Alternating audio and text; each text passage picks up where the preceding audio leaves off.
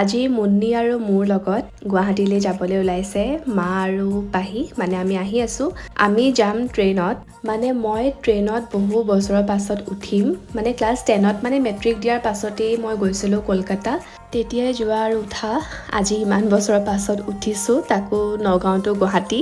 বাকী train journey কৰি বাৰু বেয়া নালাগে, ভালেই লাগে। আৰু এইফালে চাওকচোন, একদম টোপনিত মানে ক'বই নোৱাৰি ইমান শুব পাৰে, বাপৰে। তাতে আকৌ খোৱা বোৱাটো আছেই।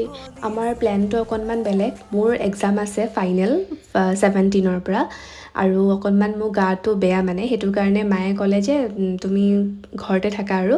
মানে মাৰ লগত মই সেইকাৰণে আহি গ'লোঁ, আৰু মুন্নিৰ লগত আছে পাহি, তাই যিহেতু ক্লাছ হৈ আছে, গতিকে দুইজনী থাকিব আৰু 4-5 দিনমান। মই আকৌ বেক হ'ম 15 তাৰিখলৈ। মই মানে কেব বুক কৰিছিলোঁ খানাপাৰালৈকে, তাতে আহি আছোঁ মা আৰু মই, আৰু তাৰ পৰা আমি আহিলোঁ নাইট ছুপাৰত। দিয়ক আজিলৈ মানে আছিলে, বাই।